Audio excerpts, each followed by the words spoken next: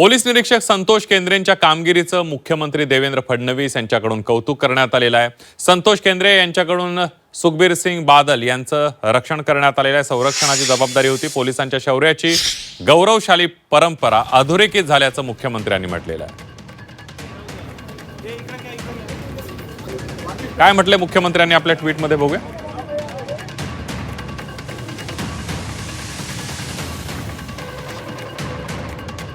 पंजाबचे माजी उपमुख्यमंत्री सुखबीर सिंग बादल यांच्यावर झालेल्या हल्ल्याच्या प्रसंगी स्पेशल प्रोटेक्शन युनिटमध्ये कर्तव्यावर असलेले पोलीस निरीक्षक संतोष केंद्रे यांनी क्षणाचाही विलंब न करता त्यांच्यासाठी सुरक्षेसाठी धावून जात दाखवलेलं धैर्य, प्रसंगावधान आणि कर्तव्यनिष्ठा निश्चितच कौतुकास्पद आहे।